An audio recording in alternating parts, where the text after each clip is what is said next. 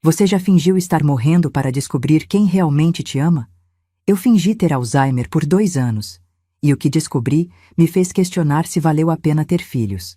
Meu nome é Helena Vasconcelos, tenho 72 anos, e essa é a história de como meus próprios filhos tentaram me matar em vida para roubar minha herança. Mas o que eles não sabiam é que eu estava escutando cada palavra, gravando cada conversa, anotando cada mentira. E quando chegou a hora da verdade, quem estava morto para quem se inverteu completamente. Era dezembro de 2023, uma quinta-feira abafada de verão paulistano. Eu estava voltando do banheiro do escritório do Dr. Marcelo Aguiar, meu advogado de família há 15 anos, quando ouvi meu nome sendo pronunciado na sala ao lado. O ar-condicionado zumbia alto, mas consegui distinguir perfeitamente a voz grave do meu filho mais velho, Roberto. Nossa mãe já morreu para nós, doutor. Ela tem Alzheimer. Não vai nem saber o que está acontecendo. O café frio na xícara que eu segurava tremeu em minhas mãos. Não pela suposta demência que eu fingia há 2 anos, mas pelo choque visceral de ouvir um filho declarando que sua mãe estava morta. Morta para eles. Morta em vida. Encostei-me na parede do corredor, meu coração acelerado como se tivesse subido 10 lances de escada. Era isso então. Depois de 65 anos criando, alimentando, educando e protegendo aqueles 3 filhos, eles estavam ali, a poucos metros de mim, planejando me apagar da existência para dividir meus 2 milhões de reais entre si. Doutor, a senhora já não reconhece nem os próprios filhos, continuou Roberto, e eu quase ri da ironia. Eu os reconhecia, sim. Reconhecia perfeitamente os 3 vermes gananciosos que eu havia parido. O processo de interdição precisa ser rápido. Minha mãe pode piorar a qualquer momento. Dr. Aguiar pigarreou desconfortavelmente. Olha, Roberto, isso é delicado. Sua mãe sempre foi uma mulher muito lúcida. Preciso de laudos médicos consistentes, documentação que comprove a incapacidade... Doutor, a voz da minha filha do meio, Mariana, cortou o ar como uma lâmina. Minha mãe, semana passada, esqueceu como usar o micro-ondas. Ela fica horas olhando para a parede babando. É questão de humanidade interná-la numa clínica especializada. Humanidade. A palavra ecoou em minha cabeça como um tapa na cara. Eles chamavam de humanidade o ato de me trancafiar num asilo para idosos dementes enquanto gastavam meu dinheiro. O dinheiro que eu havia juntado centavo por centavo durante 40 anos, trabalhando como contadora, investindo com cuidado, economizando em tudo para deixar uma herança digna para meus filhos. Naquele momento, parada no corredor daquele escritório no centro de São Paulo, com o barulho do trânsito da Rua Augusta ecoando pelas janelas, eu senti algo morrer dentro de mim. Não era a Helena ingênua que acreditava no amor incondicional materno. Era a última fagulha de esperança de que meus filhos, no fundo, me amavam de verdade. O que nasceu no lugar foi algo muito mais perigoso.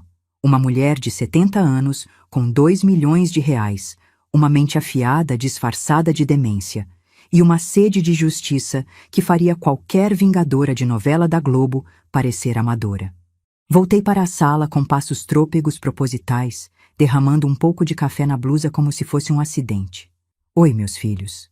Murmurei com a voz pastosa que eu havia aperfeiçoado nos últimos meses.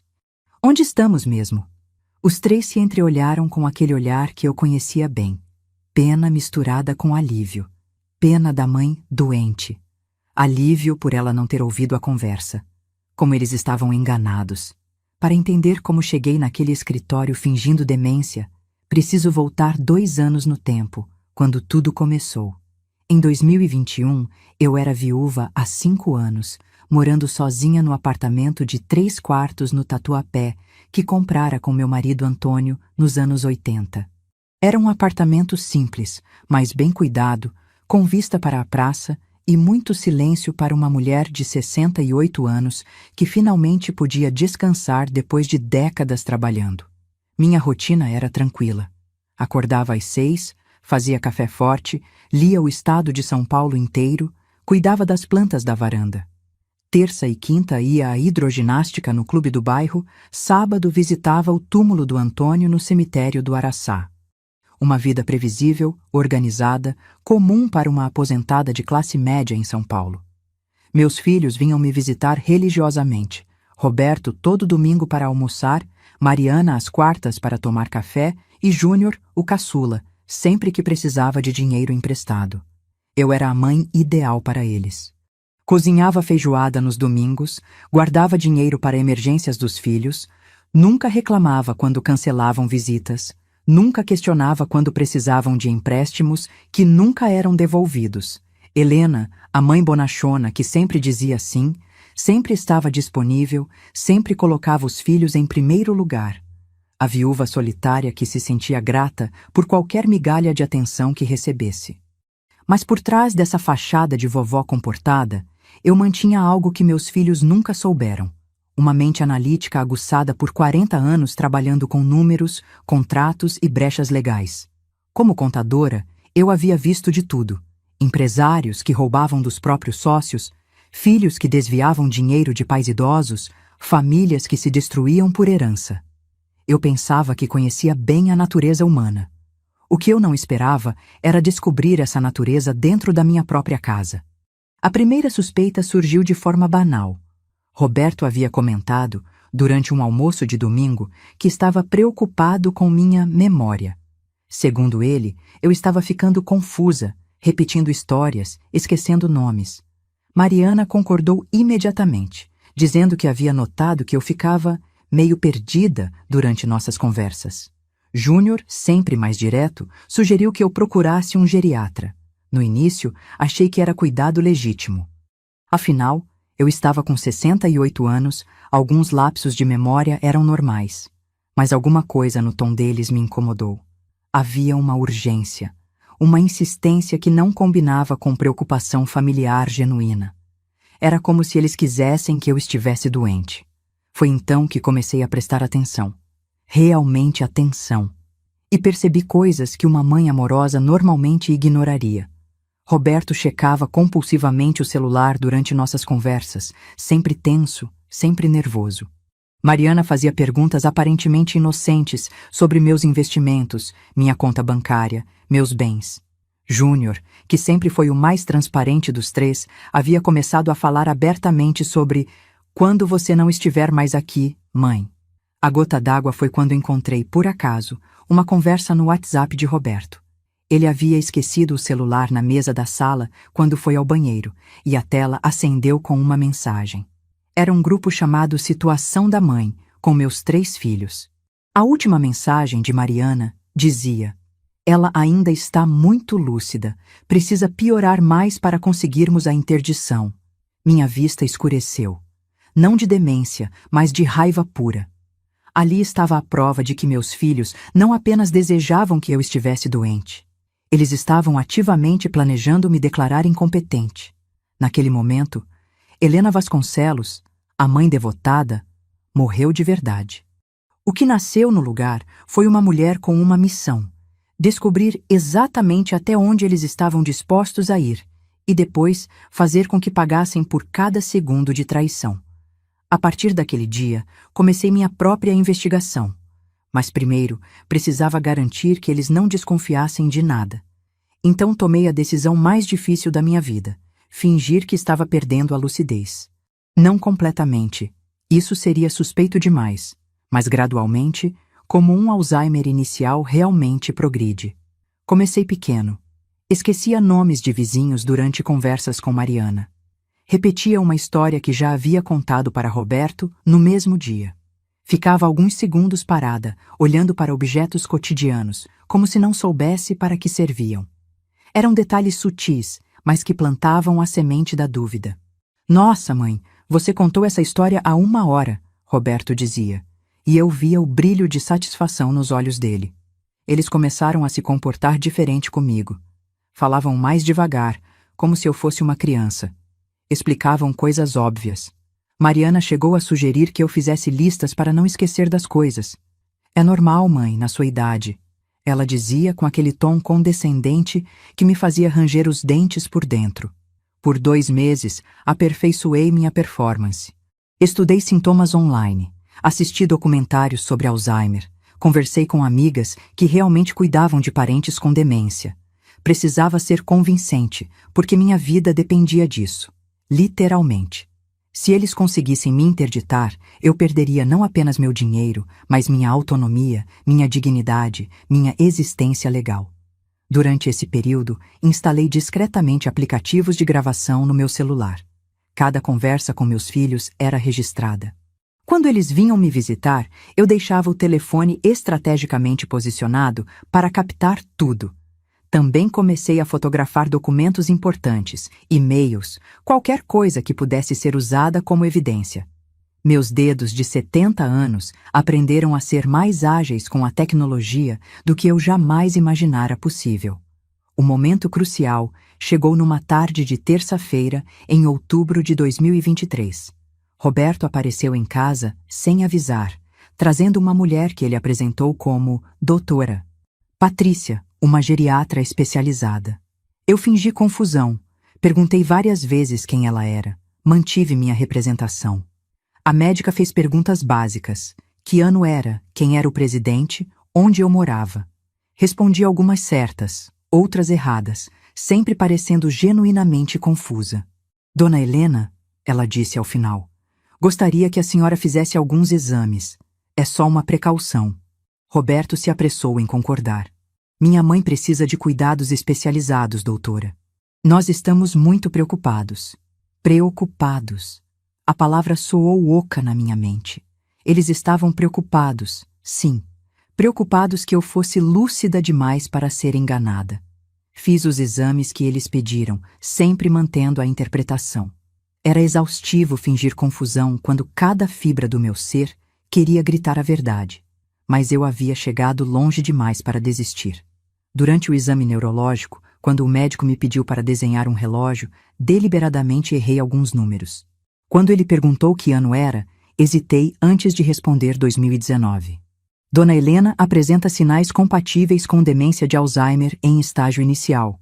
Foi o veredicto. Roberto quase não conseguiu disfarçar o alívio no rosto. Naquela noite, sozinha no meu apartamento, chorei pela primeira vez em meses. Não de tristeza, mas de raiva pura. Eu havia acabado de me declarar incompetente para salvar minha própria vida. Era a ironia mais amarga que eu poderia imaginar. Para provar que estava sã, precisava fingir estar louca. Mas ainda não tinha ouvido o pior. Isso aconteceu 2 semanas depois, quando Roberto me levou para aquela consulta com o Dr. Aguiar. Foi lá, encostada na parede daquele corredor, que descobri que meus filhos não queriam apenas meu dinheiro. Eles queriam me apagar, me declarar morta em vida. E naquele momento, eu soube que não poderia mais fingir ser vítima. Era hora de me tornar a predadora. Voltei daquele escritório transformada. Por fora, mantive a mesma Helena confusa e perdida que eles esperavam ver. Por dentro, havia uma máquina de guerra funcionando a todo vapor. Naquela mesma noite, sentada na minha cozinha com uma xícara de chá de camomila, comecei a planejar a investigação mais importante da minha vida. Primeiro, precisava mapear exatamente o que eles estavam planejando. No dia seguinte, quando Roberto veio me visitar, aspas, porque agora eu sabia que eram visitas de reconhecimento, fingi estar particularmente confusa. Filho, você pode me ajudar com umas papeladas? Perguntei com voz trêmula. Estou tão perdida? Roberto quase saltou da cadeira de animação. Claro, mãe, que papeladas? Levei-o até meu escritório, um cantinho do apartamento onde guardava documentos importantes. Estrategicamente, havia deixado algumas gavetas entreabertas, alguns papéis espalhados, criando a impressão de uma pessoa que já não conseguia se organizar. Enquanto ele me ajudava, eu o observava como um gato observa um rato. Roberto fotografou discretamente vários documentos, extratos bancários, certificados de investimento, escritura do apartamento. Mãe, você tem muito dinheiro parado na conta corrente, ele comentou, folheando meus extratos. Posso te ajudar a organizar melhor essas finanças? Ah, filho, eu não entendo mais nada disso, respondi, fingindo alívio. Você sempre foi bom com números, igual seu pai. Roberto sorriu, o sorriso de um predador que acabou de identificar uma presa fácil. Mas o que ele não sabia era que eu estava gravando toda a conversa pelo aplicativo que havia instalado no meu celular, escondido entre as plantas da mesa. Durante as semanas seguintes, intensifiquei minha performance de demência sempre que recebia visitas. Esquecia nomes, ficava confusa sobre onde estava, fingia não reconhecer objetos básicos. Mas quando estava sozinha, eu era a Helena mais focada e organizada que já fui na vida. Criei um arquivo digital com todas as gravações, organizei por data, transcrevi as partes mais importantes. Abri uma conta de e-mail secreta onde salvava tudo em duplicata. Mariana foi mais sutil que Roberto, mas não menos predatória. Durante nossas sessões de café das quartas-feiras, ela fazia perguntas aparentemente carinhosas sobre minha rotina, meus medos, minhas necessidades. Mãe, você não tem medo de morar sozinha? Perguntava com falsa preocupação. E se você esquecer o gás ligado? E se perder na rua? Cada pergunta era uma sugestão plantada, uma semente de dúvida sobre minha capacidade de viver independentemente. Eu respondia sempre com incerteza fingida. Ai, filha, às vezes eu fico preocupada mesmo. E via o brilho de satisfação nos olhos dela. Júnior, o caçula, era o mais transparente dos três. Numa visita em novembro, ele foi direto ao ponto. Mãe, eu acho que você precisa de ajuda profissional. Tem umas clínicas muito boas para pessoas com... Seu problema. Que problema, filho? Ah, mãe, você sabe. Sua memória não está mais boa. A gente se preocupa com você aqui sozinha. Era mentira, claro. Eles não se preocupavam comigo. Se preocupavam com meu dinheiro ficando fora do alcance deles. Mas eu fingia acreditar.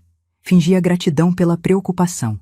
O breakthrough veio quando consegui acesso ao grupo de WhatsApp Situação da Mãe. Roberto havia deixado o celular desbloqueado durante um almoço de domingo, e quando ele foi à cozinha buscar mais cerveja, fotografei rapidamente as conversas. O que li me fez o sangue gelar nas veias. Roberto. Doutor Aguiar disse que precisa de mais evidências da demência. Temos que acelerar. Mariana. Ela ainda cozinha, ainda paga contas. Não parece incapaz o suficiente. Júnior. E se a gente começar a esconder coisas dela? Tipo chaves, documentos? Daí ela fica mais confusa. Roberto. Boa ideia. E podemos falar com os vizinhos, plantar umas dúvidas sobre o comportamento dela. Mariana. Quanto tempo vocês acham que demora para conseguir a interdição? Roberto. Doutor Aguiar falou que com os laudos certos, uns 3 meses. Daí a gente pode vender o apartamento, liquidar os investimentos. Júnior. 2 milhões dividido por 3, dá uns 666 mil para cada um. O emoji do diabo no final da mensagem do meu filho caçula foi como um soco no estômago. Eles não apenas estavam planejando me roubar, estavam se divertindo com isso. Mas as descobertas não pararam por aí. Quanto mais eu investigava, mais camadas de traição eu descobria. Era como descascar uma cebola podre. Cada camada revelava algo pior. Descobri que Roberto estava com dívidas de apostas online que chegavam a 200 mil reais. Ele havia perdido quase todo o dinheiro da empresa que herdara do pai em sites de pôquer e apostas esportivas. Sua esposa, Cláudia, havia ameaçado pedir o divórcio se ele não quitasse as dívidas até o final do ano. Minha interdição era literalmente a salvação do casamento dele, com meu dinheiro. Mariana estava em situação igualmente desesperadora. O salão de beleza que ela havia aberto com o dinheiro da demissão estava falindo. Havia contraído empréstimos com juros absurdos e os credores estavam ameaçando tomar o estabelecimento. Além disso, descobri que ela havia mentido para o marido sobre os lucros do negócio. Ele não sabia que estavam praticamente na falência. Júnior, por sua vez, havia perdido o emprego há 6 meses e não havia contado para ninguém da família. Estava mantendo as aparências com cartão de crédito, mas os limites já estavam estourados. Ele havia até pensado em vender drogas para pagar as contas, segundo conversas que encontrei no celular dele quando consegui a senha, que pateticamente era minha data de nascimento. Todos os 3 estavam financeiramente desesperados e eu era a tábua de salvação deles. Mas não uma tábua que eles queriam dividir comigo, uma tábua que eles queriam tomar para si, me deixando afundar. a descoberta mais cruel veio através de Conceição, minha cuidadora. Sim, eles haviam contratado uma cuidadora para mim, parte da farsa para provar que eu precisava de supervisão constante. Conceição Santos, uma enfermeira de 50 anos, negra, mãe de 3 filhos, que eles pagavam uma merreca para cuidar da mãe louca. Mas Conceição era inteligente, muito inteligente. E depois de algumas semanas cuidando de mim, ela começou a suspeitar que algo não batia. Dona Helena, ela me disse numa tarde de dezembro, a senhora não me parece doente. Hesitei. Seria arriscado demais confiar nela? Mas alguma coisa no olhar de Conceição me transmitiu confiança. Talvez fosse o instinto de uma mulher reconhecendo outra, ou talvez fosse desespero mesmo. Decidi apostar. Conceição, respondi com minha voz normal, sem a pastosidade fingida. Eu não estou doente. Estou fingindo. Os olhos dela se arregalaram.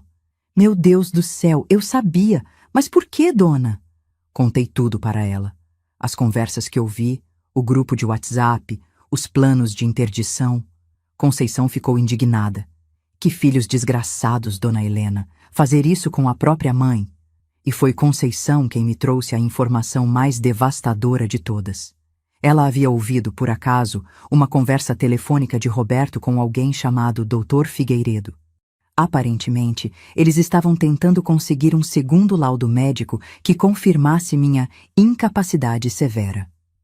Doutor, minha mãe está muito mal, Roberto havia dito ao telefone. Ontem, ela quase botou fogo na cozinha. Esqueceu uma panela no fogo por 3 horas. Está perigoso deixá-la sozinha. Era mentira, claro. Eu não havia cozinhado nada naquele dia. Havia pedido comida por delivery. Mas Roberto estava criando um histórico falso de acidentes e incidentes para justificar a internação forçada. E tem mais, dona Helena. Conceição continuou. Ouvi ele falando que depois que conseguir a interdição, vai te colocar numa clínica pública no interior. Não numa dessas clínicas boas, não. Numa que custa pouco, para sobrar mais dinheiro. Meu sangue gelou. Eles não queriam apenas meu dinheiro. Queriam me enterrar viva numa instituição de 5ª categoria, longe de São Paulo, longe de qualquer possibilidade de reverter a situação. Naquela noite, sozinha no meu quarto, senti uma frieza tomar conta de mim. Não era mais raiva, era algo mais profundo, mais perigoso. Era a transformação completa de Helena, a mãe devotada, em Helena, a vingadora calculista. Meus filhos haviam me ensinado que amor familiar era uma ilusão, que sangue do meu sangue podia ser meu maior inimigo. Agora eu ia ensinar para eles que subestimar uma mulher de 70 anos com 2 milhões de reais e 40 anos de experiência lidando com trapaças era o maior erro das vidas patéticas deles. A transformação não foi instantânea.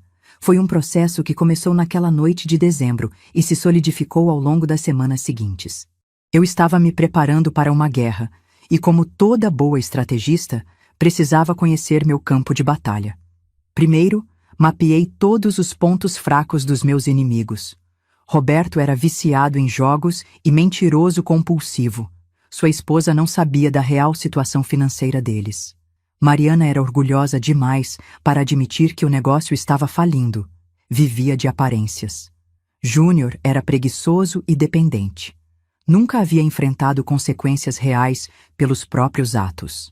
Segundo, identifiquei meus recursos. Além dos 2 milhões em investimentos e conta corrente, eu tinha algo muito mais valioso. Eles me consideravam incompetente. Era a camuflagem perfeita. Uma mulher com demência não representa ameaça para ninguém, não é mesmo? Pobres tolos. Terceiro, estabeleci minha rede de apoio. Conceição havia se tornado minha aliada mais preciosa. Ela não apenas me ajudava a manter a farsa da demência na frente dos filhos, como também se tornou minha espiã dentro de casa. Quando eles vinham me visitar, ela ficava por perto, observando, escutando, relatando tudo depois. Dona Helena, ela me disse numa tarde, seu filho Roberto mexeu nos seus papéis de novo. Fotografou uns documentos da gaveta. Que documentos, Conceição? Uns papéis do Itaú, daqueles de investimento. E ele ficou um tempão no telefone depois falando baixinho. Era hora de dar o primeiro passo da minha vingança. Mas não seria nada dramático. Seria sutil, quase imperceptível. Como uma boa partida de xadrez, eu começaria movendo os peões. No dia seguinte, quando Roberto veio almoçar, fingi estar particularmente confusa. "Filho", murmurei com voz trêmula. "Acho que alguém entrou aqui em casa. Minhas coisas estão diferentes." Roberto ficou tenso imediatamente. "Que coisas, mãe?" "Minhas joias, meus papéis." Estava tudo organizadinho, agora está bagunçado. Deixei um silêncio dramático. Será que foi ladrão? Vi o pânico nos olhos dele. Roberto sabia que havia mexido nas minhas coisas e agora estava com medo de que eu tivesse percebido, mesmo fingindo demência. "Mãe, talvez você que tenha mexido e esquecido." "Acontece, né?" "Será, filho?" Fiz cara de criança perdida. Às vezes eu fico tão confusa. Era delicioso ver Roberto se debatendo entre alívio e preocupação. Alívio, porque eu parecia genuinamente confusa. Preocupação, porque talvez eu ainda fosse capaz de notar coisas. Plantei a semente da dúvida na mente dele.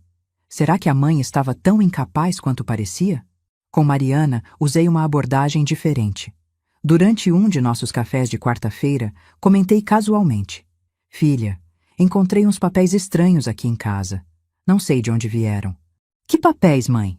Mostrei para ela algumas folhas em branco onde eu havia escrito números aleatoriamente, simulando uma pessoa com demência, tentando anotar informações. "Olha isso aqui, filha. Será que eu escrevi? Não me lembro." Mariana pegou as folhas, analisou os números. Reconheci a expressão. Ela estava tentando decifrar se eram informações sobre meus investimentos ou apenas rabiscos de uma mente confusa. "Mãe, acho melhor você não ficar escrevendo coisas. Pode confundir sua cabeça." "Mas e se for importante, filha? E se eu esquecer algo importante?" Mariana ficou visivelmente desconfortável. A última coisa que ela queria era que eu começasse a documentar coisas, mesmo que de forma confusa. Documentos eram evidências, e evidências poderiam complicar o processo de interdição. "Deixa que eu organizo tudo para você, mãe. Não precisa se preocupar com papelada." Perfeito. Mais uma fisgada. Com Júnior, a abordagem foi ainda mais direta. Durante uma de suas visitas caridosas, comentei: "Filho, estou preocupada. Acho que alguém está mexendo na minha conta do banco." Júnior quase engasgou com o refrigerante. "Por quê, mãe?" "Porque tem uns números diferentes no extrato. Não lembro de ter gastado esse dinheiro." Mostrei um extrato antigo, de 2 meses atrás, fingindo confusão sobre as datas. "Mãe, isso aí é extrato velho. Olha a data aqui." Fingi surpresa. "Ah, é mesmo. Que cabeça a minha." Mas mantive a expressão preocupada. "Mesmo assim, filho, tem tanta coisa que eu não entendo mais. Será que não era melhor você cuidar do meu dinheiro?" Os olhos de Júnior brilharam. Era exatamente o que ele queria ouvir. "Posso sim, mãe. Seria até melhor mesmo. Mas eu não sei. O gerente do banco sempre falava que era perigoso dar procuração para outras pessoas." "Mãe, eu sou seu filho. Não sou outras pessoas." Sorriso interno. Mais um anzol lançado. Ao longo de janeiro de 2024, continuei esse jogo psicológico com os três. Plantava dúvidas, criava situações ambíguas, os fazia questionar se eu estava realmente tão incapaz quanto eles precisavam que eu estivesse. Era um equilíbrio delicado. Precisava parecer confusa o suficiente para justificar a interdição, mas não tão confusa que eles relaxassem completamente. Enquanto isso, continuava coletando evidências. Gravações, fotos de documentos, prints de conversas. Conceição se tornou minha parceira perfeita nessa investigação.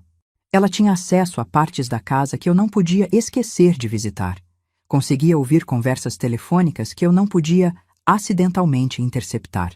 "Dona Helena", ela me disse numa tarde de janeiro, "escutei seu filho Roberto no telefone ontem.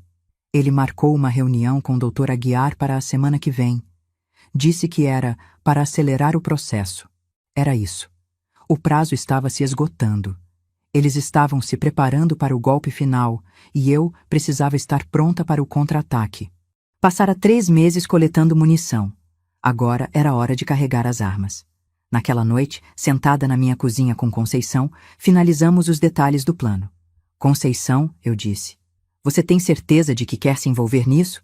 Pode ficar perigoso para você. Ela me olhou com aquela determinação que só uma mulher que passou a vida lutando pode ter. Dona Helena, eu vi minha própria avó ser internada contra a vontade pela família.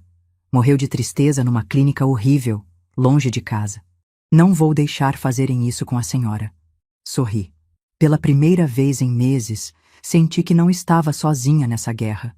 Conceição não era apenas minha cuidadora, era minha soldada na batalha que estava por vir. A Helena, ingênua e confiante, havia morrido naquele corredor do escritório do Dr. Aguiar. O que restou foi uma mulher de 70 anos com a paciência de uma viúva, a sagacidade de uma contadora e a sede de justiça de alguém que não tinha mais nada a perder. Meus filhos queriam me enterrar viva, mas eles se esqueceram que eu tinha passado 40 anos lidando com pessoas que tentavam enganar o sistema. E agora era a minha vez de mostrar para eles como se joga esse jogo de verdade. Fevereiro de 2024 chegou com um calor sufocante que parecia prenunciar a tempestade que estava por vir. Era hora de passar da defesa para o ataque, mas de forma tão sutil que meus filhos não perceberiam até ser tarde demais. Eu havia passado meses me fingindo de presa. Agora era a hora de revelar que sempre fui a predadora.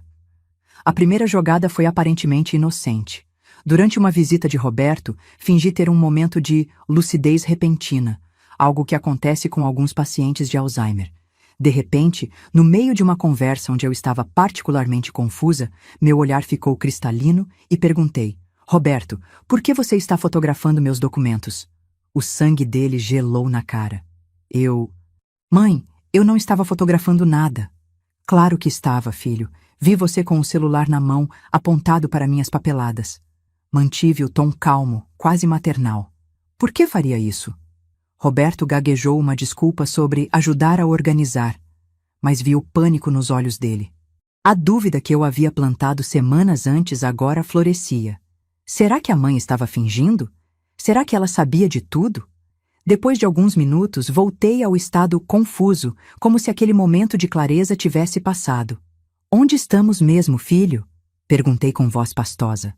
Roberto respirou aliviado, mas a semente da paranoia estava plantada. Com Mariana, usei uma abordagem diferente. Durante nosso café de quarta-feira, comentei casualmente. Filha, sonhei com você ontem. Você estava contando dinheiro, muito dinheiro. Era meu dinheiro, mas você estava contando como se fosse seu. Mariana quase derrubou a xícara. Que sonho estranho, mãe. Não sei se foi sonho ou lembrança. Murmurei, fingindo confusão. Às vezes fico sem saber o que é real e o que não é. O rosto de Mariana empalideceu. A frase era propositalmente ambígua. Podia ser delírio de uma mente doente ou uma acusação velada.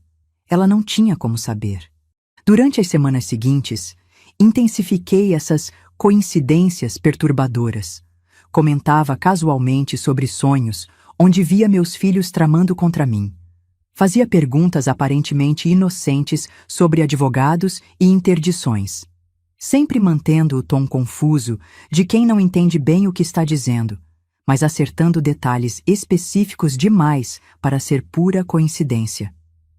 Júnior, perguntei durante uma de suas visitas, o que significa interdição? Escutei essa palavra em algum lugar. Júnior ficou visivelmente nervoso. Por que pergunta, mãe? Não sei. Apareceu na minha cabeça. Será que passa na televisão? Naquelas novelas? Fingi pensar com dificuldade.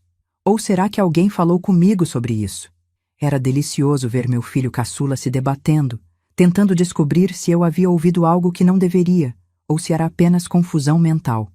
O mais importante nessa fase era fazer com que eles questionassem a própria estratégia. Se eu não estava tão incapaz quanto parecia, o plano deles poderia falhar. Mas se eu estava realmente doente, essas coincidências eram apenas delírios. Era um jogo psicológico onde eu controlava todas as variáveis. Conceição se revelou uma atriz ainda melhor que eu. Quando meus filhos estavam presentes, ela representava a cuidadora preocupada que tentava proteger uma patroa confusa. Dona Helena anda muito agitada, ela dizia para Roberto. Fica falando umas coisas estranhas, como se alguém quisesse fazer mal para ela. Que tipo de coisas? Roberto perguntava, tentando soar casual. Ah, sei lá, que os filhos querem roubar ela, que tem gente tramando, coisa de cabeça doente mesmo. Conceição era brilhante. Suas palavras faziam Roberto relaxar. Afinal, eram coisas de cabeça doente, mas ao mesmo tempo plantavam a ideia de que eu poderia estar mais atenta do que aparentava. Em março, decidi escalar o jogo. Era hora de testar até onde eles estavam dispostos a ir, e mais importante, forçá-los a revelar seus verdadeiros planos na frente de testemunhas. A oportunidade perfeita surgiu quando Roberto sugeriu que eu fizesse uma avaliação mais completa com um neurologista. Dr. Figueiredo, o mesmo que Conceição havia ouvido ele mencionar ao telefone. Mãe, é só uma consulta de rotina, Roberto insistiu, para acompanhar sua evolução. Evolução. A palavra me fez sorrir por dentro. Eles queriam documentar minha piora para acelerar o processo de interdição. Tudo bem, filho, se você acha que é necessário. No dia da consulta, representei meu papel com perfeição acadêmica. Cheguei ao consultório vestida de forma desleixada, blusa amarrotada, cabelo mal penteado, uma meia de cada cor. Detalhes que sugeriam uma pessoa que estava perdendo a capacidade de se cuidar. Dr. Figueiredo era um homem de meia idade, barrigudo, com aquele ar de quem já viu tudo na vida. Mas percebi imediatamente que ele estava constrangido. Suas perguntas eram mecânicas, como se estivesse seguindo um roteiro. Dona Helena, a senhora sabe que dia é hoje? Hesitei, fingi confusão. É terça? E que ano estamos? 2020? Ou 2023? Roberto e Mariana, que haviam insistido em me acompanhar, trocaram olhares significativos. Era exatamente a resposta que eles queriam ouvir. Mas então comecei a introduzir elementos perturbadores. Durante o exame neurológico, quando o doutor Figueiredo pediu para eu desenhar uma casa, fiz um desenho infantil, mas incluí detalhes específicos. Janelas com grades, uma placa com números que correspondiam ao CPF de Roberto. Que casa interessante, comentou o médico. Por que essas grades nas janelas? Para não deixar os ladrões entrarem, respondi com voz de criança. Meu filho sempre fala que tem ladrão querendo roubar dinheiro dos velhinhos. Roberto ficou gelado. A frase podia ser interpretada como paranoia senil ou como uma acusação direta. Quando o Dr. Figueiredo me pediu para repetir uma sequência de números, eu deliberadamente confundi os algarismos, mas de forma que formassem exatamente a data de nascimento de Mariana. Quando ele perguntou sobre minha família, respondi: tenho 3 filhos, mas às vezes acho que eles não são meus filhos de verdade. Filhos de verdade não fazem certas coisas. Que coisas, Dona Helena? Não lembro. Ou talvez seja melhor não lembrar. A consulta inteira foi assim. Respostas aparentemente confusas, que continham fragmentos de verdade cortantes. Dr. Figueiredo ficava cada vez mais desconfortável, especialmente quando começou a perceber que minhas confusões eram específicas demais. No final, quando ele estava preenchendo o relatório, fiz questão de melhorar repentinamente, como acontece com alguns pacientes. Doutor, disse com voz clara, obrigada por me atender. O senhor é muito gentil.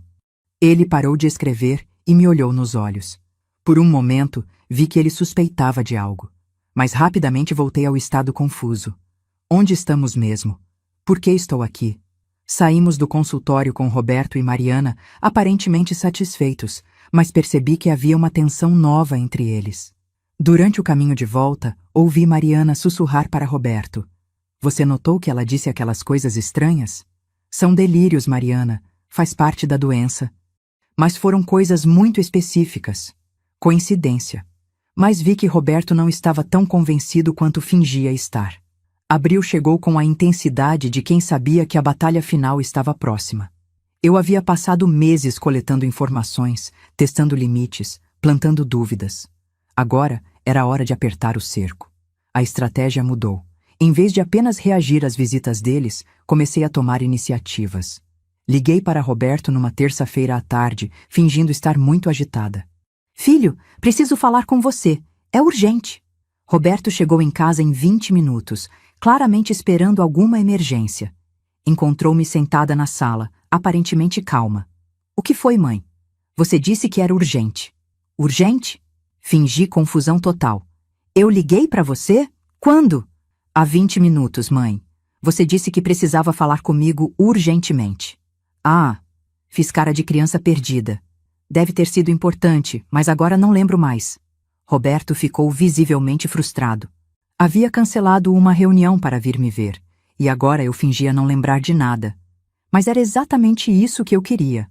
Fazê-lo questionar se meus momentos de lucidez eram reais ou imaginários. Com Mariana, usei uma abordagem mais direta. Durante um de nossos cafés, acidentalmente, derrubei açúcar no chão e, ao me abaixar para pegar, encontrei um papel que eu havia plantado propositalmente. Era uma anotação que eu mesma havia escrito, com letra trêmula. Filhos querem dinheiro. Não confiar. Perigo. Mãe, que papel é esse? Peguei o bilhete, fingi surpresa. Não sei. Será que eu escrevi? Por que eu escreveria isso? Mariana pegou o papel, analisou minha letra. Mãe, você lembra de ter escrito isso? Não, mas às vezes eu escrevo coisas e esqueço. Fiz uma pausa dramática. Será que é verdade? Vocês querem meu dinheiro? O rosto de Mariana ficou vermelho. Claro que não, mãe. Como pode pensar isso? Não sei. Às vezes tenho essa sensação, mas depois esqueço. Voltei ao estado confuso. Que bilhete? Não vi bilhete nenhum. Era psicológico puro.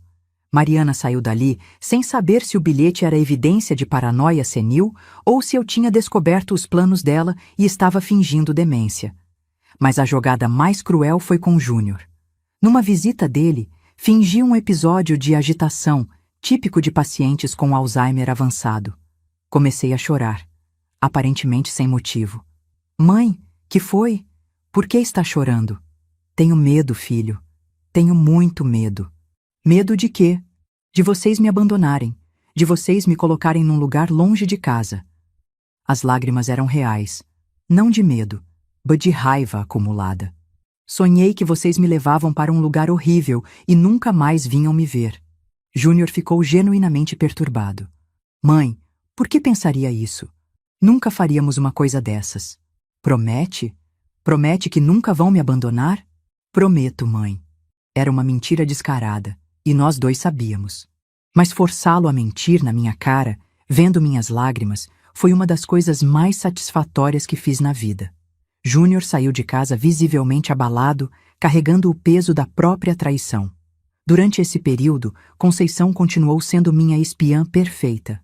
Ela me relatava cada conversa sussurrada, cada telefonema suspeito. Dona Helena, ela me disse numa tarde, seu filho Roberto ligou para o Dr. Aguiar hoje. Falou sobre acelerar o processo, que a senhora estava piorando rapidamente. E mais alguma coisa? Sim. Ele perguntou sobre clínicas no interior, lugares que custassem pouco. Dr. Aguiar deu o nome de umas 3 ou 4.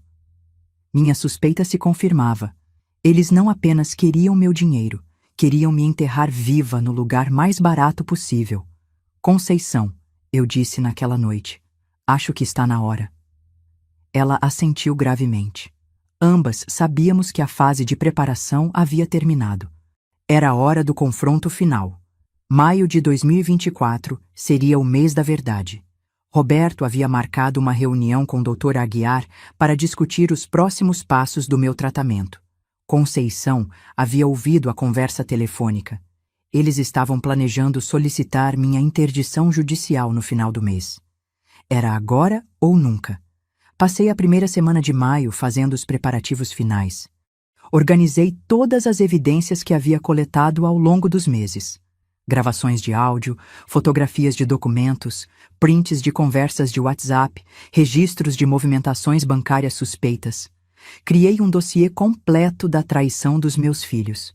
Mas mais importante que isso, eu precisava de testemunhas. Não bastava ter as evidências.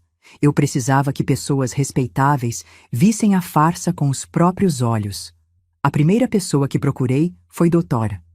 Marina Fonseca, uma advogada especializada em direito dos idosos que eu havia conhecido através de uma reportagem no Jornal Nacional.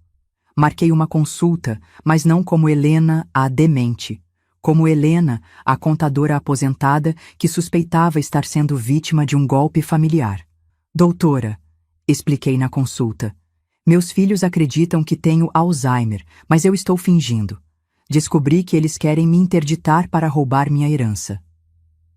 Doutora. Marina ficou inicialmente cética. Era uma história difícil de acreditar. Mas quando mostrei as evidências, as gravações, o dossiê completo, ela ficou impressionada. Dona Helena, isso é uma fraude elaborada. Seus filhos podem ser processados criminalmente. Eu sei, doutora, mas quero fazer isso do jeito certo. Quero que eles sejam pegos em flagrante, na frente de um juiz. Doutora Marina sorriu. O sorriso de uma advogada que acabou de encontrar um caso fascinante. A senhora tem coragem, dona Helena. Vamos fazer justiça. A segunda pessoa foi Dr. Eduardo Campos, um geriatra renomado que eu havia pesquisado online. Marquei uma consulta particular, pagando do meu próprio bolso, e expliquei a situação. Doutor, preciso que o senhor me examine e ateste que estou plenamente capaz mentalmente. Mas preciso que mantenha sigilo até eu dar sinal. Dr. Campos fez uma bateria completa de testes. Cognitivos, neurológicos, psicológicos. O resultado foi inequívoco. Eu estava em perfeita sanidade mental para minha idade. Dona Helena, ele disse ao final, a senhora tem a mente mais afiada que já vi em uma pessoa de 70 anos. Não há nem vestígio de demência. O laudo oficial ficou guardado num envelope lacrado, aguardando o momento certo para ser aberto. A terceira peça do quebra-cabeças foi mais complexa. Eu precisava que meus filhos se incriminassem publicamente, diante de autoridades. Para isso, armei uma emboscada. Liguei para Roberto fingindo estar muito confusa e agitada. Filho, estou com medo. Tem gente estranha rondando o prédio. Acho que querem me roubar. Roberto veio imediatamente, trazendo Mariana e Júnior junto. Encontraram-me aparentemente em estado de paranoia severa. Filhos, vocês precisam me ajudar. Tem gente querendo roubar meu dinheiro. Mãe, não tem ninguém querendo roubar nada. Roberto disse impaciente. São coisas da sua cabeça. Não são coisas da minha cabeça. Eu ouvi conversas.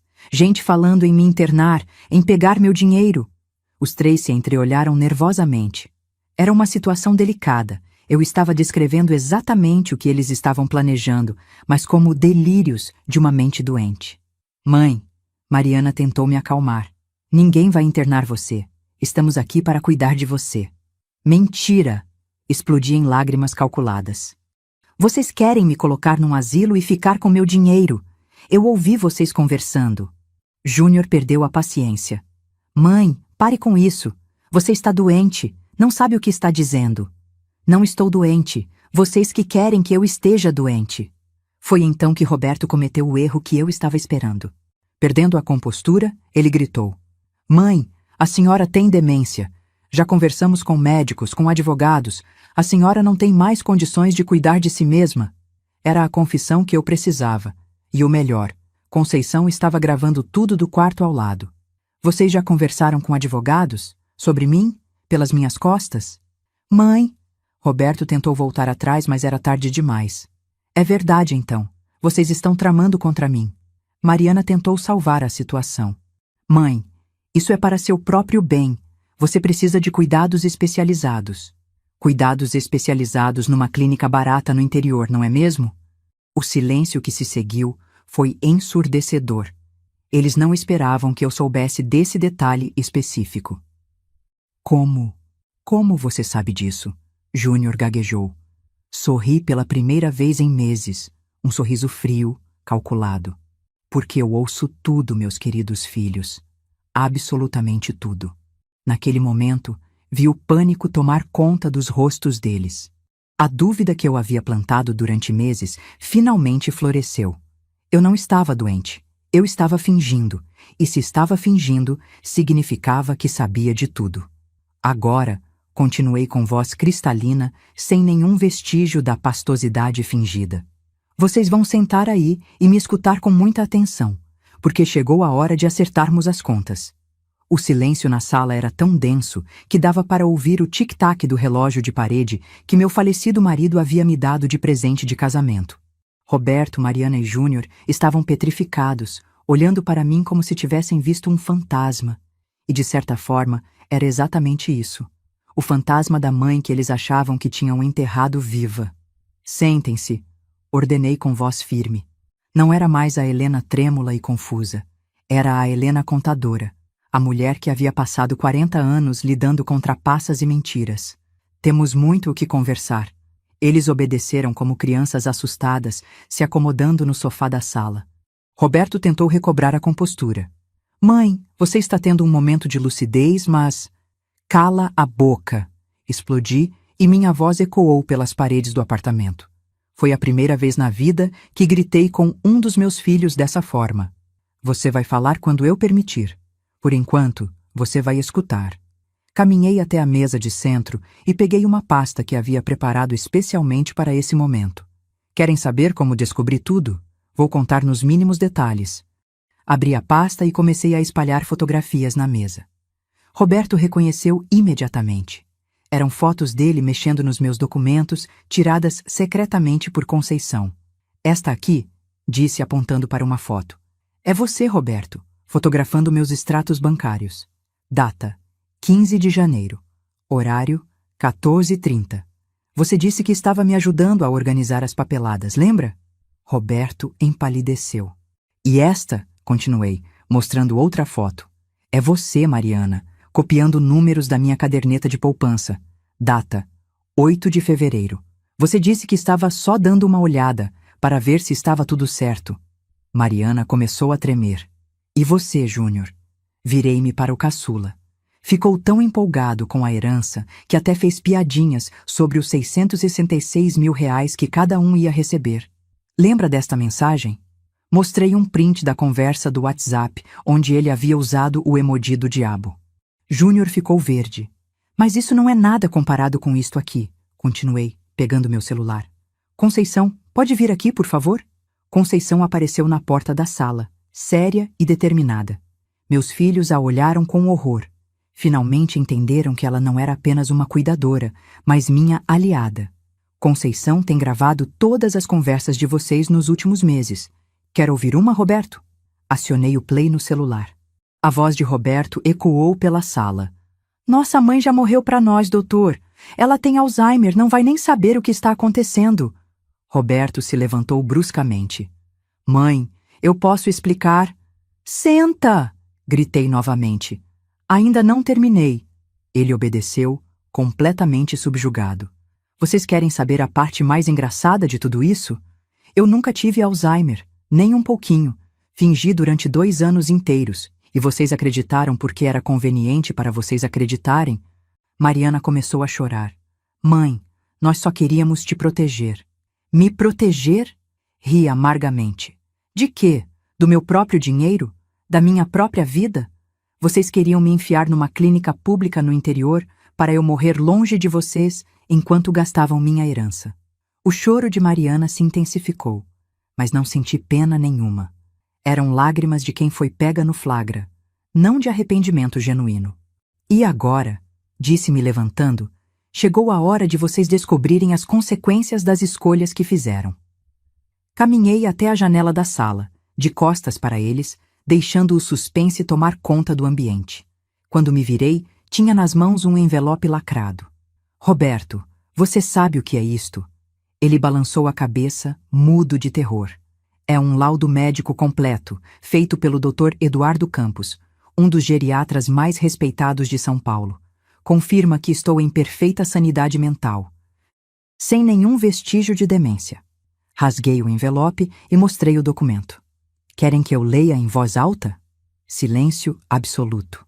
A paciente, Helena Vasconcelos, 70 anos, apresenta-se em perfeitas condições cognitivas, com capacidade de raciocínio, memória e julgamento compatíveis com sua idade, sem qualquer sinal de comprometimento neurológico ou psiquiátrico que justifique limitação de sua autonomia civil.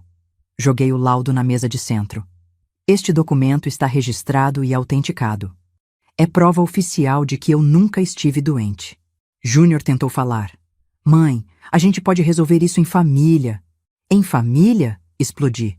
Família não tenta roubar um do outro. Família não planeja internar a própria mãe numa clínica horrível. Família não finge amor enquanto planeja traição. Peguei outro documento da pasta. Este aqui é ainda mais interessante. É uma procuração que vocês forjaram, tentando conseguir acesso às minhas contas bancárias. Acham que eu não sabia? Roberto ficou cinza. Como eu descobri? Porque eu ligo para meu gerente toda semana, Roberto. E ele me contou que vocês tentaram usar uma procuração falsa para acessar minha conta. Querem saber o que isso se chama em termos legais? Fiz uma pausa dramática. Estelionato, crime contra o patrimônio, de 2 a 5 anos de prisão. Mariana caiu em soluços. Mãe, por favor. Por favor o quê, Mariana? Por favor não denuncie vocês à polícia? Por favor finjo que nada aconteceu? Por favor, continue sendo a mãe idiota que vocês sempre acharam que eu era? Caminhei até o telefone fixo da sala.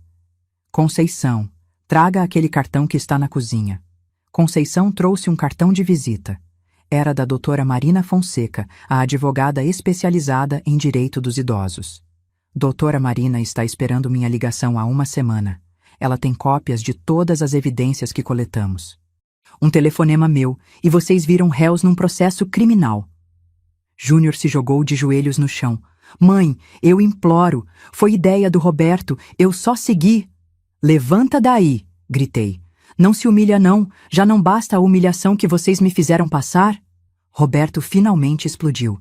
Tá bom, mãe. Tá bom. Nós erramos. Mas o que você quer? Dinheiro? Pode ficar com tudo. A gente nunca mais vai incomodar. Sorri friamente. Dinheiro? Você acha que isso é sobre dinheiro, Roberto? Fui até a estante e peguei uma foto antiga. Os 3 ainda crianças, me abraçando no Dia das Mães de 20 anos atrás. Isso aqui, disse mostrando a foto, é o que vocês mataram.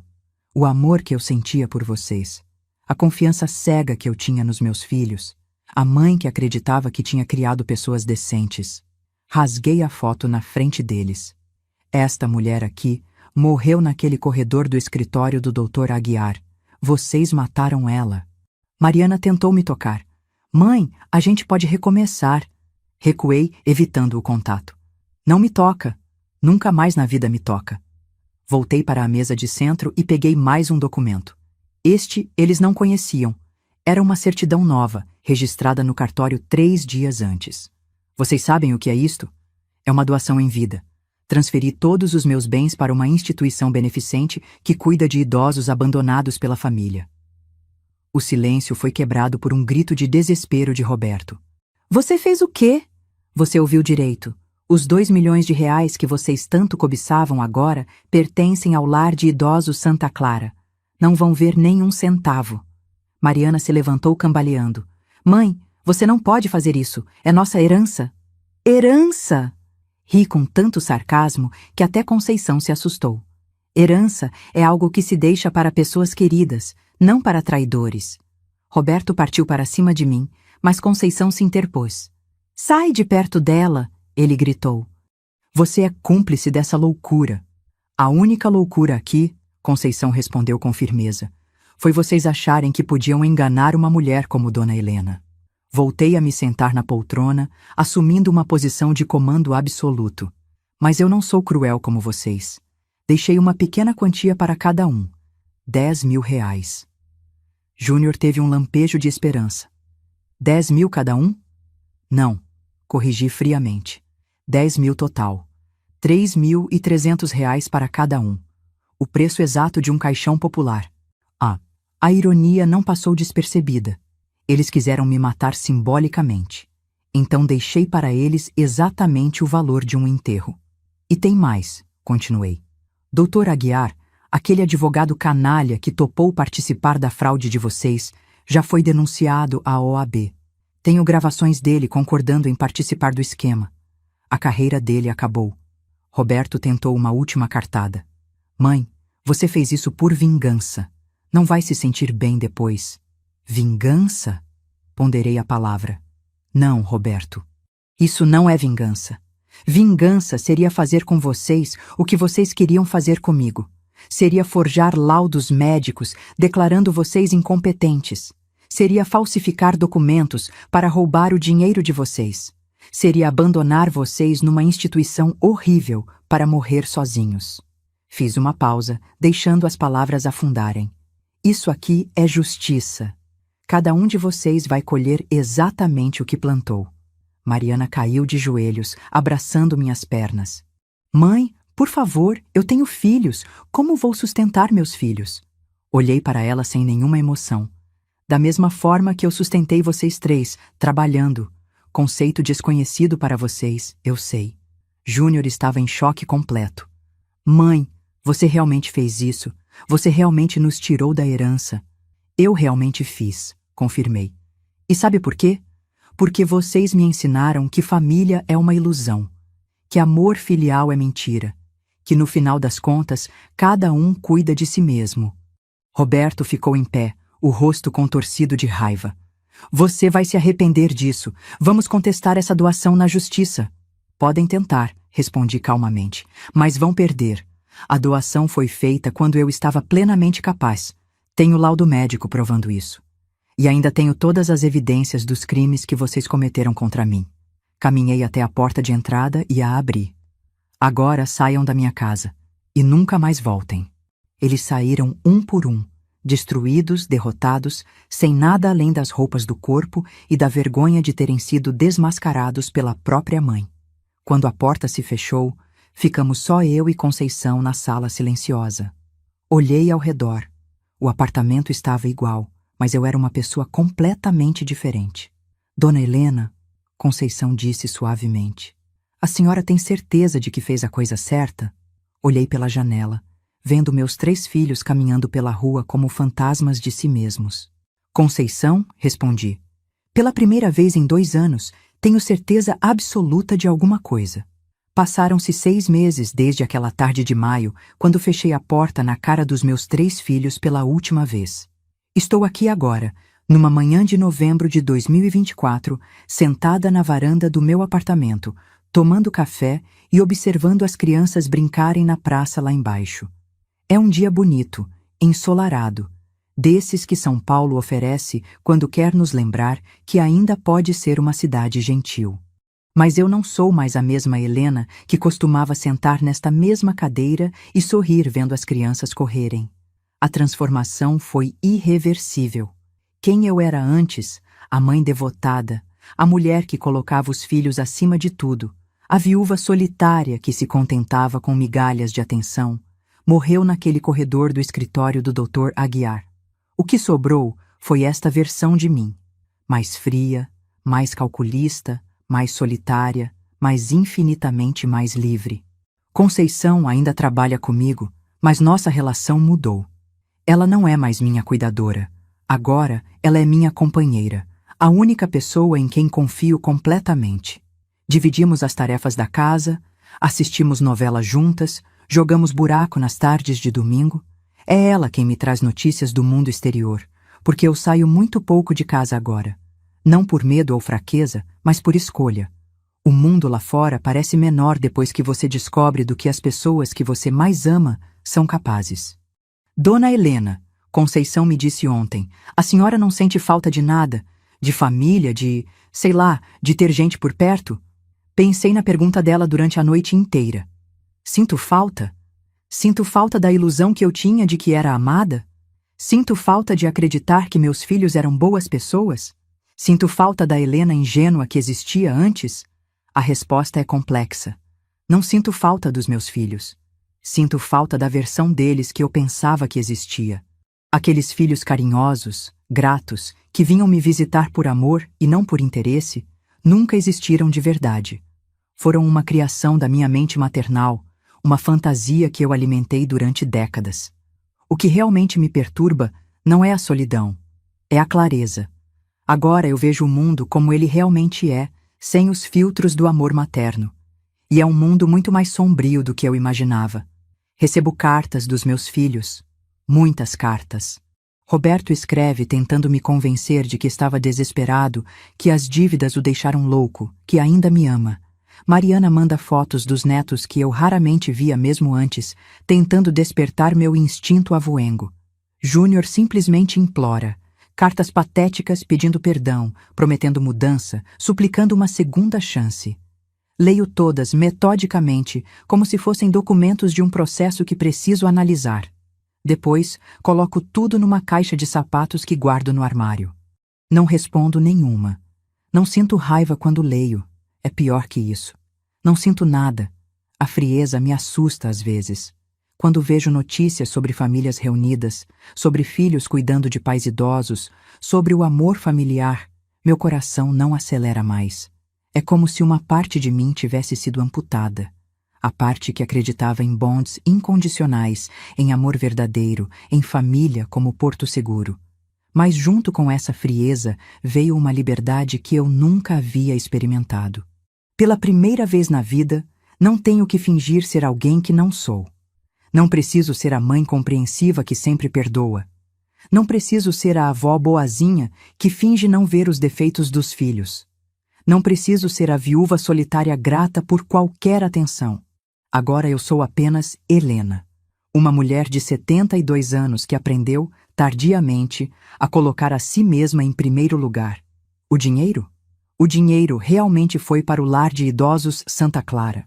Visito o lugar uma vez por mês, converso com os internos, vejo como minha herança está sendo usada para cuidar de pessoas que, como eu, foram abandonadas pelas próprias famílias.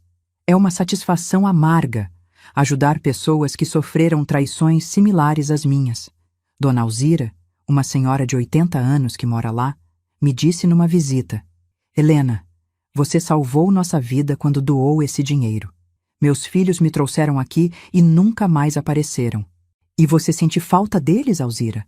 Sinto falta da ilusão que eu tinha sobre eles, ela respondeu. Mas da realidade, não. A realidade era cruel demais. Entendi perfeitamente o que ela quis dizer. Dr. Aguiar, o advogado, perdeu a licença para exercer a profissão. A OAB foi implacável quando apresentei as evidências da tentativa de fraude. Soube, através de conhecidos, que ele está trabalhando como vendedor numa loja de eletrodomésticos no centro da cidade. Justiça poética. Um homem que tentou roubar uma idosa agora precisa trabalhar honestamente para sobreviver. Às vezes me pergunto se fui longe demais. Se deveria ter dado uma segunda chance aos meus filhos. Se a mãe dentro de mim deveria ter falado mais alto que a mulher traída. Mas então lembro das palavras que ouvi naquele corredor. Nossa mãe já morreu para nós. Eles me mataram primeiro. Eu apenas oficializei o óbito. A verdade é que não me arrependo. Nem um pouco. E isso talvez seja o mais perturbador de tudo, a absoluta ausência de remorso. Uma mulher normal sentiria culpa por destruir a própria família. Uma mãe normal encontraria uma forma de perdoar. Mas eu não sou mais normal, sou uma sobrevivente. Conceição me disse uma coisa outro dia que ficou martelando na minha cabeça. Dona Helena, a senhora virou uma pessoa diferente. Não sei se melhor ou pior, mas diferente. Ela está certa. Sou diferente.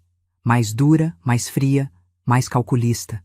Perdi a capacidade de confiar cegamente, de amar sem reservas, de perdoar sem limites.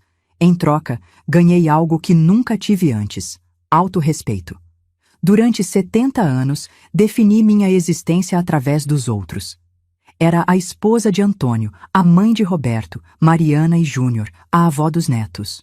Minha identidade estava completamente atrelada aos papéis que eu representava para outras pessoas. Agora, pela primeira vez na vida, sou apenas eu, Helena Vasconcelos. Uma mulher completa, independente, que não deve nada a ninguém e não aceita migalhas de ninguém. É libertador e aterrorizante ao mesmo tempo. Você que está me ouvindo agora, você já parou para pensar em quantas Helenas existem por aí? Quantas mães idosas estão sendo manipuladas, enganadas, traídas pelos próprios filhos neste exato momento? Quantas famílias brasileiras escondem, por trás das fotos sorridentes no Instagram, esquemas elaborados para explorar os mais velhos? Eu era invisível antes. Uma estatística: Viúva de classe média, aposentada, morando sozinha em São Paulo. O tipo de pessoa que aparece nos jornais apenas quando vira vítima de algum golpe. Ninguém imagina que uma senhora de 70 anos possa ser a predadora da história, não é mesmo? Esse é o erro de vocês. Subestimar quem tem mais experiência, mais paciência, mais tempo para planejar. Meus filhos cometeram o erro clássico. Confundiram idade com fragilidade, confundiram amor materno com estupidez. Agora eles sabem que a mulher que os criou tinha muito mais veneno na alma do que eles imaginavam. E esse veneno estava lá há décadas, esperando o momento certo para ser liberado. Quero que você entenda uma coisa. Eu não sou heroína da minha própria história. Não espere de mim uma lição moral sobre família e perdão. Não sou uma vovozinha sábia que vai te ensinar sobre amor incondicional. Sou uma mulher que foi traída pelas pessoas em quem mais confiava e que decidiu não perdoar. E sabe de uma coisa? Estou em paz com isso. A sociedade brasileira tem essa obsessão doentia com a figura da mãe sofrida, da mulher que perdoa tudo, que aceita qualquer humilhação em nome do amor familiar. Mãe é mãe, dizem. Amor de mãe é incondicional, repetem. Família é família, insistem. Mentiras. Todas mentiras românticas que servem apenas para manter mulheres como eu na posição de eternas vítimas. Amor não é incondicional. Família não é sagrada. E mãe também tem limites. Quando esses limites são ultrapassados, quando a traição é tão profunda que mata a pessoa dentro de você, não existe obrigação de perdoar. Não existe obrigação de manter laços apenas porque são de sangue. Meus filhos descobriram isso da pior forma possível. Mas esta história não é apenas sobre mim e minha vingança. É sobre todas as Helenas que estão por aí, fingindo demência para sobreviver, coletando evidências em silêncio, planejando revides que seus familiares jamais imaginam que elas são capazes de executar. Vocês acham que conhecem suas mães? Suas avós? Acham que sabem do que elas são capazes quando encostadas na parede? Pois eu tenho uma notícia para vocês. Vocês não fazem ideia. A mulher que cozinha seu feijão todo domingo, que guarda dinheiro para suas emergências, que finge não perceber suas mentiras, pode estar muito mais atenta do que aparenta. Pode estar gravando suas conversas, fotografando seus documentos, montando dossiês que vão destruir vocês quando chegasse a hora. E quando essa hora chegar, porque sempre chega, não venham com lágrimas de crocodilo, não venham pedir perdão, não venham dizer que era só desespero financeiro. Traição é traição, não importa a desculpa. Eu passei 2 anos fingindo estar perdendo a mente para salvar minha vida. 2 anos interpretando o papel de vítima indefesa enquanto planejava cada movimento da minha vingança. Foi o período mais difícil e mais empoderador da minha existência. Descobri que tenho uma capacidade de dissimulação que eu nem sabia que existia. Descobri que posso ser fria como gelo quando necessário. Descobri que posso destruir pessoas que amo sem sentir remorso. E sabe qual foi a maior descoberta de todas? Que eu sou muito mais perigosa como inimiga do que jamais fui valiosa como mãe.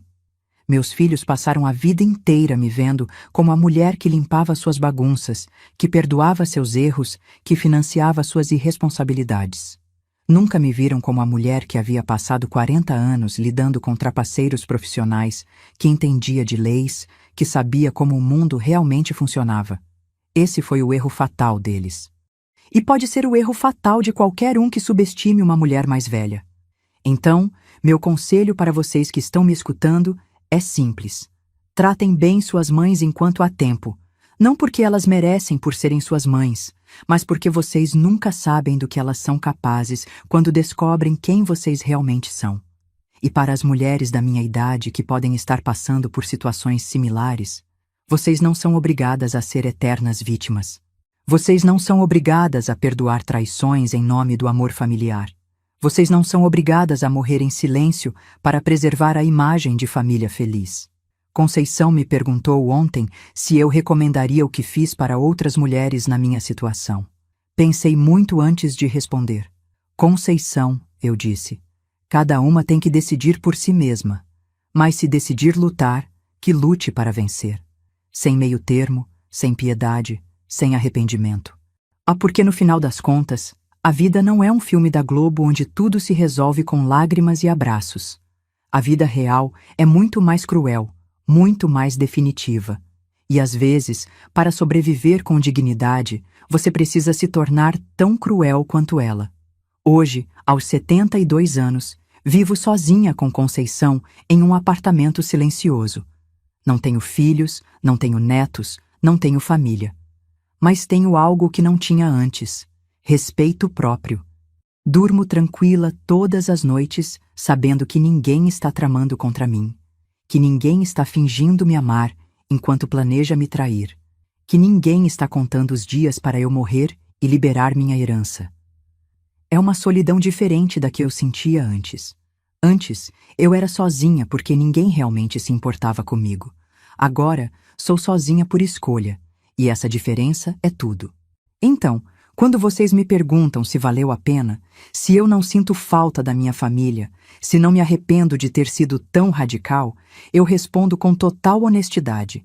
Valeu cada segundo de planejamento, cada lágrima fingida, cada momento de solidão. Porque pela primeira vez na vida, sou livre. E liberdade, descobri, é muito mais valiosa que amor falso. Se isso me torna um monstro, que seja. Prefiro ser um monstro livre do que uma santa escravizada. Esta é minha história. Esta é minha vingança. Este é meu novo começo. E se alguém da minha família está me ouvindo agora, e sei que estão, porque vocês sempre foram curiosos demais para o próprio bem, quero que saibam de uma coisa. A Helena que vocês conheciam realmente morreu. O que sobrou é alguém muito mais perigoso, e eu estou vivendo meus melhores dias.